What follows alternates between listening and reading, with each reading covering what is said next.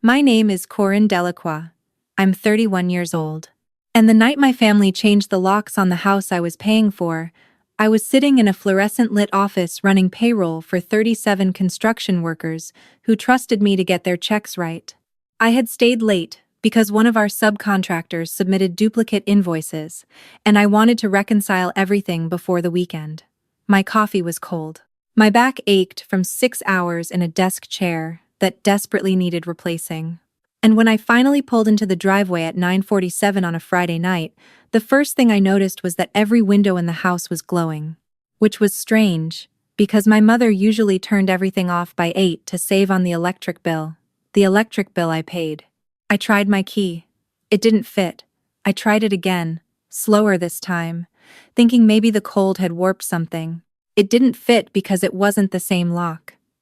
Somebody had replaced the deadbolt, the knob, and even the little chain latch I had installed myself 2 summers ago after a break-in scare on our street. Taped to the front door was a sheet of printer paper, slightly damp from the evening air, with my mother's handwriting in thick black marker. "We found a better tenant. Your boxes are by the garage. Don't make a scene." I walked around the side of the house and saw my life stacked in 14 cardboard boxes and 2 garbage bags, sitting on the concrete pad next to the recycling bins. My winter coats were shoved into a trash bag like they were donations nobody wanted. My bookshelf, the one my father built me before he died, was leaning against the fence with one shelf cracked down the middle. And on top of the tallest box, sealed in a Ziploc bag like an afterthought, was a framed photo of my dad holding me on his shoulders at a 4th of July parade when I was 5. That photo had lived on my nightstand for 26 years. Then I heard the music. Through the kitchen window, I could see balloons. Blue and silver, my younger brother Kevin's favorite colors. There were people inside, laughing. Someone was cutting a cake. I pressed my face closer to the glass and saw Kevin standing at the head of the dining table, blowing out candles while my mother clapped, and my Uncle Ray raised a beer. They were throwing Kevin a birthday party. In my house, on the night they locked me out. My mother spotted me through the window. She didn't look surprised. She didn't look guilty. She walked to the back door, opened it 6 inches, and said, "Corinne, don't ruin this for your brother. We'll talk tomorrow." I said, "You changed the locks." She said, "It's my house." I said, "I pay the mortgage." She closed the door. I stood there for what felt like an hour but was probably 90 seconds, listening to my brother's friends sing, and my uncle tell some joke that made everyone roar, and I realized that not a single person inside that house had asked where I was. Not a single person wondered why the woman who kept the lights on, and the water running, and the property taxes current, wasn't invited to a birthday party in her own home. I loaded the boxes into my car, filling the back seat, the trunk, and the passenger side, until I could barely see out the mirrors. The last thing I grabbed was my father's photo.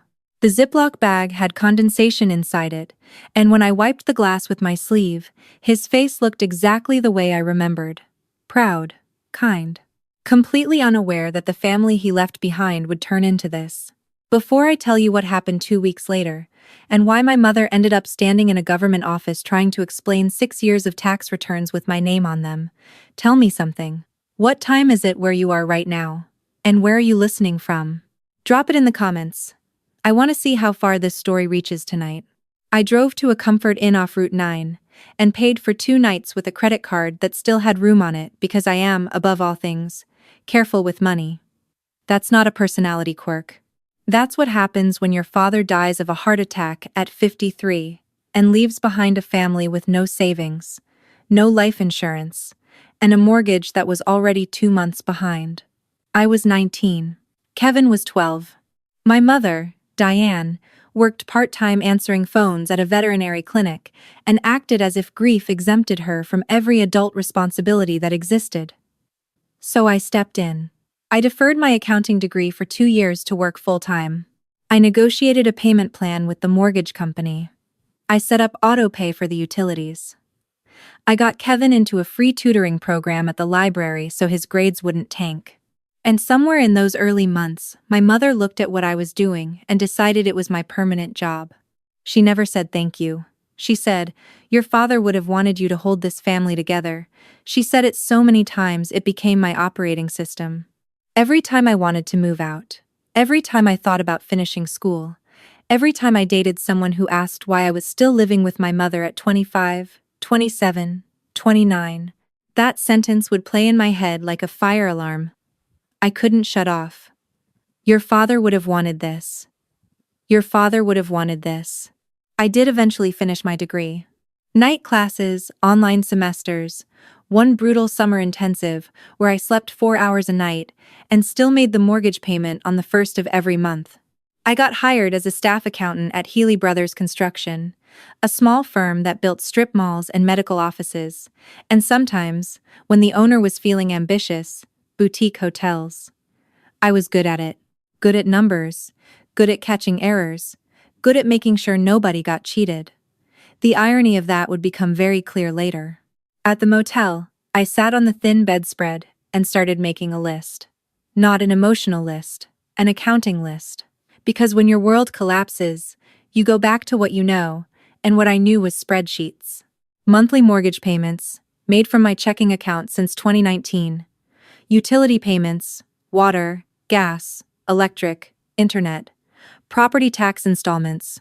A new roof in 2022 that cost $8,000, which my mother told me was an emergency, and which I paid in 2 installments because the contractor wouldn't wait. Kevin's car insurance, which I had covered since he turned 16 because Diane said she couldn't afford it. Groceries, easily $400 a month that I left in cash on the kitchen counter because my mother found Venmo confusing and I found arguing exhausting. The total, when I added it all up at 1:37 in the morning with the motel heater clicking, was just over $94,000 across 6 years. $94,000. And they changed my locks and put my boxes next to the recycling. Monday morning I went to work with swollen eyes and a travel mug of gas station coffee and did my job because that is what people like me do. We keep going. We reconcile the invoices. We file the quarterlies. We answer the phone on the first ring. And then, at lunch, I called my best friend, Sadie Lamb. Sadie and I met in that summer, accounting intensive. She was the only other person in the room who laughed when the professor said, "Amortization is just heartbreak on a schedule." She went on to become a forensic accountant for the state comptroller's office. The woman finds fraud for a living. When I told her what happened, she didn't say "I'm sorry," or "That's awful," or the thing people always say, which is, "But she's your mother." She said, "Corinne, do you still have access to the mortgage account?" I said yes. "And your name is on the deed?" I said I didn't know. "Find out today.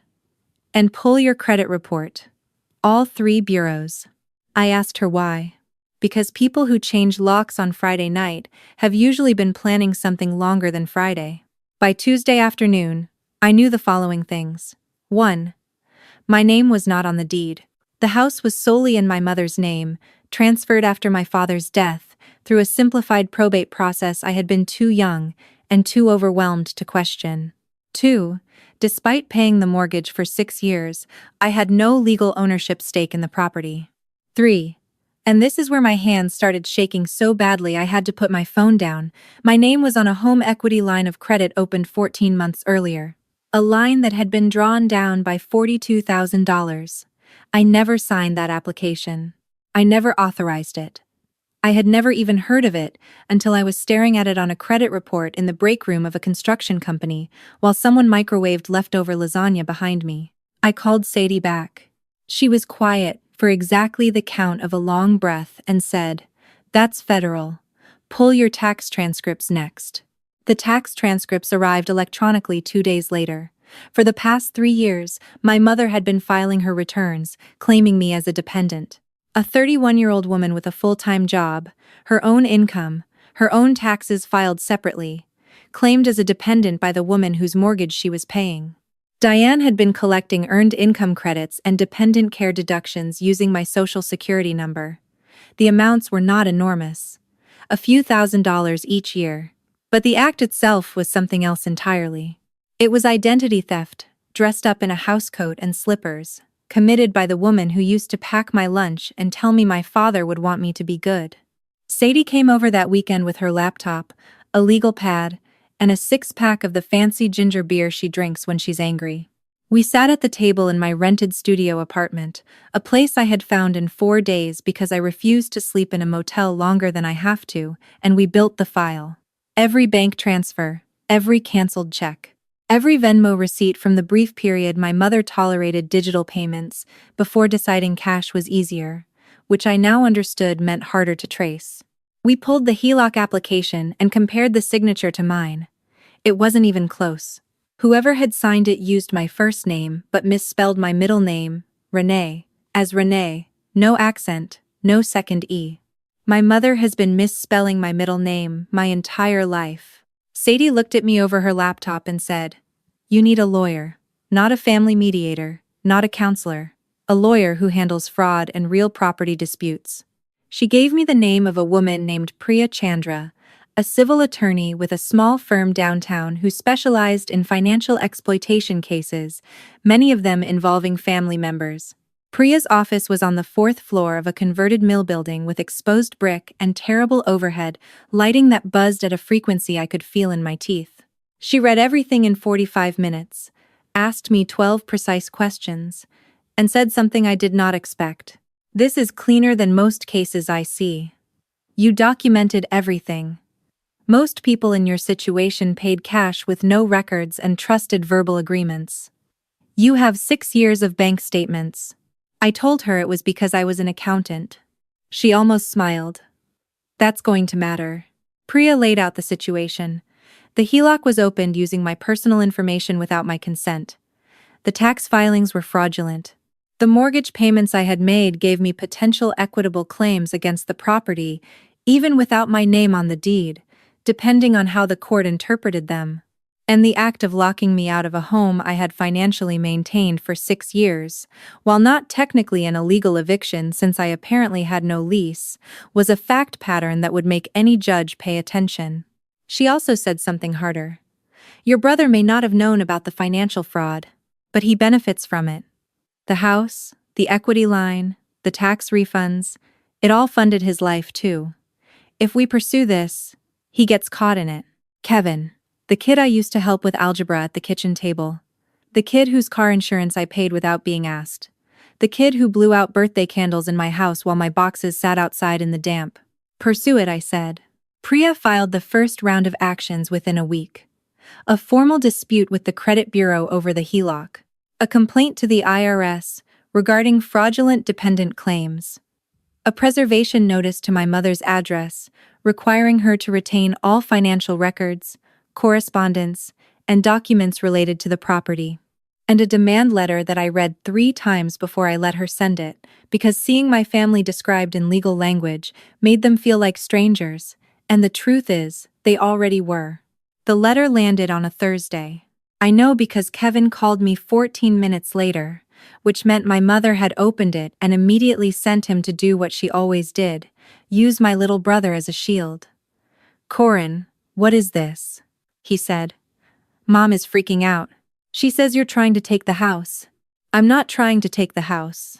I'm trying to get back what was taken from me." "She says you agreed to help with the bills." "I did. I didn't agree to have a credit line opened in my name. I didn't agree to be claimed as a dependent on her taxes." Silence. Then, "What are you talking about?" That silence told me what I needed to know. Kevin didn't know. He was 24 years old and had never once wondered how his mother managed to keep a house, pay utilities, and fund his community college tuition on a part-time receptionist salary. He had never wondered, because I had made it seamless. I had been so good at holding everything together that nobody noticed I was the one holding it. "Ask Mom," I said, and hung up. The next 10 days were chaos. Diane called me 9 times, leaving voicemails that cycled through every mode she had. Anger first. "You're being selfish and dramatic. This is family business, not a courtroom."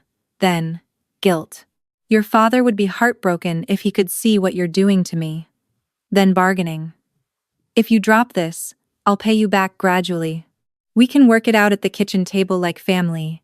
then a version of sadness that might have been real or might have been performance. I had lost the ability to tell. I just wanted to keep us together, Corinne. Everything I did was to keep this family in that house. I sent every voicemail to Priya. Meanwhile, Sadie had been doing what Sadie does. She ran the numbers on the HELOC drawdowns and cross-referenced them with public records. $42,000 had been pulled from that credit line over 14 months. During that same period, my mother's house received a finished basement, a new deck, and a driveway resurfacing. None of which I had authorized. All of which increased the property value. All of which had been done using my creditworthiness as collateral without my knowledge or consent. Sadie showed me the contractor invoices she had pulled from county permit filings. One of them listed my email address as the project contact. An email I had never sent. She didn't just borrow your name, Sadie said. She built equity with it. Your credit score funded her renovation, and she thanked you by changing the locks. 2 weeks after the night, I stood outside my own house watching a birthday party I was not invited to. I was sitting in my studio reviewing lighting quotes for a Healy Brothers hotel project when my phone began to ring. Not once, not twice. It rang and rang and rang like something mechanical had broken inside it. Diane. Kevin. My Aunt Patrice. My Uncle Ray. A number I didn't recognize from the county assessor's office.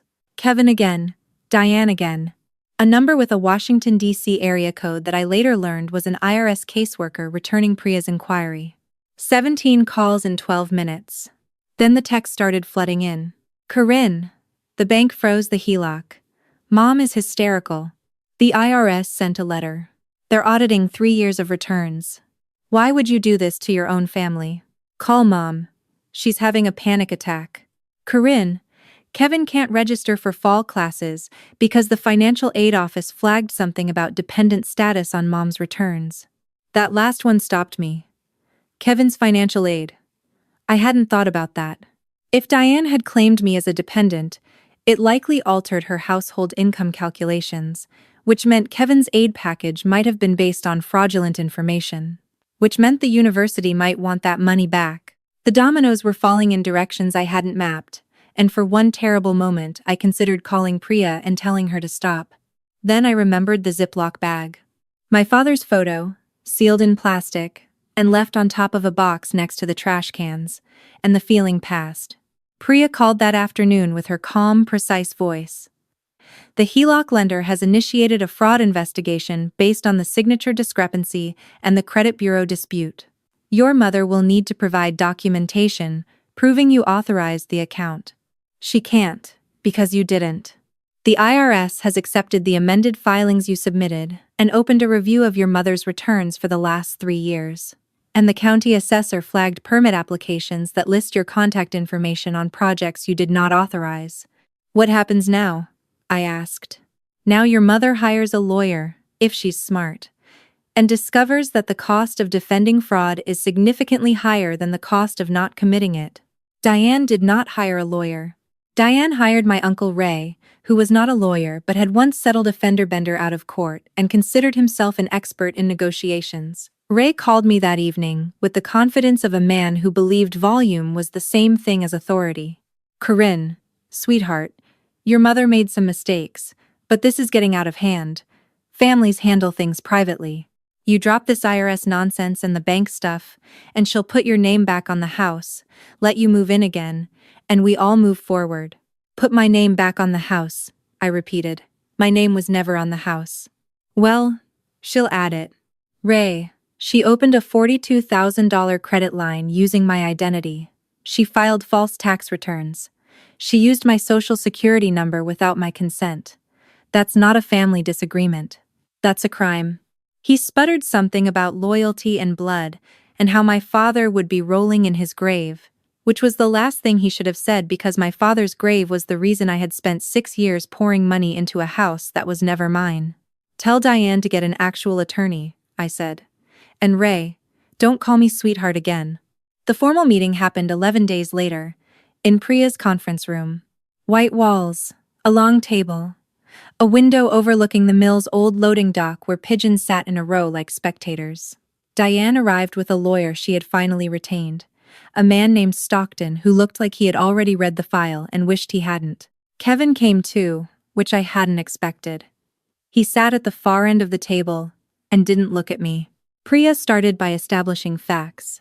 She presented the HELOC documents, the signature comparison, the tax transcripts, the permit applications, the bank transfer records showing 6 years of mortgage payments from my account, and a printed timeline that mapped every dollar I had put into that property against every benefit Diane had extracted using my information. She did not raise her voice. She didn't need to. Numbers have their own volume. Stockton, to his credit, did not try to argue the facts. He acknowledged that his client had made serious errors in judgment and proposed a repayment plan. Priya countered by listing the potential consequences if we escalated. Criminal referral for identity theft, IRS penalties, and potential prosecution for tax fraud. Civil suit for unjust enrichment. Forced sale of the property to satisfy the HELOC if the lender pursued its claim. Diane started crying, not the dramatic kind. The kind that comes from a person who has spent years building a structure out of lies and is watching it collapse in real time, beam by beam. "I was trying to keep the house," she said. "After your father died, I couldn't do it alone. And you were so good at handling everything. I just thought, she won't mind, she's family, she understands." "I did understand," I said. "For 6 years, I understood. I paid every bill. I skipped vacations. I drove a car with 200,000 miles on it. I turned down a job in Charlotte because the commute would have been too long, and you said you needed me close. And you repaid me by locking me out, throwing my father's picture in a Ziploc bag, and having a party." Kevin looked up for the first time. "I didn't know about the locks until I got there. Mom told me you were spending the weekend with a friend. And the HELOC? The taxes? I didn't know. I swear I didn't know." I wanted to believe him. Part of me did believe him. But the part of me that had spent 6 years being the responsible one, while everyone else got to be comfortable, understood that ignorance, when it's that convenient, is its own kind of choice. Priya presented our terms. Full repayment of $94,000 over 6 years on a schedule tied to the property's equity. Removal of my information from all accounts, applications, and filings. Amended tax returns filed and penalties paid by Diane, not me. A written acknowledgement of financial contributions I had made to the household. No contact from Diane or any family representative unless I initiated it. And the HELOC balance of $42,000 to be assumed entirely by Diane, either through refinancing or sale of assets. Stockton asked for a recess. They stepped outside. Through the glass, I could see Diane talking fast, and Stockton shaking his head slowly, which is what lawyers do when their clients suggest something they've already explained won't work. They came back in 20 minutes.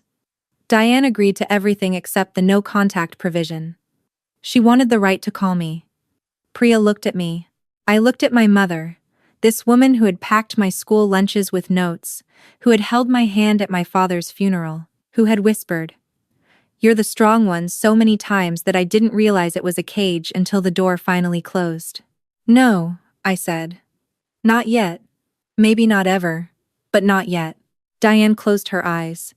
Kevin put his head in his hands. Stockton began writing. The weeks that followed were ugly in the way real consequences always are. Diane's credit was wrecked. The lender demanded she refinance or sell within 90 days. Kevin's financial aid was recalculated based on corrected household information, and he owed the university $1,100 he didn't have. Uncle Ray stopped calling me after Priya sent him a letter advising him that continued harassment of her client could result in a restraining order. Aunt Patrice sent me a long email about forgiveness and family bonds, and I replied with a single line, "Please review the attached financial summary, and then tell me about bonds." But there were also smaller, quieter things. Kevin sent me a message at 2 in the morning, about a week after the meeting. No demands, no guilt. Just 6 words. "I'm sorry I didn't see it." I didn't respond right away. I sat with it for 2 days, reading it at odd moments, on the bus, in line for coffee, once at 3 in the morning when I couldn't sleep. I finally wrote back, "You're not the reason I left, But you're also not the reason I'd come back. Figure out who you want to be without her script." He read it. He didn't reply. I think that might have been the most honest conversation we've ever had. Diane sold the deck furniture and the new patio set to cover the first HELOC payment.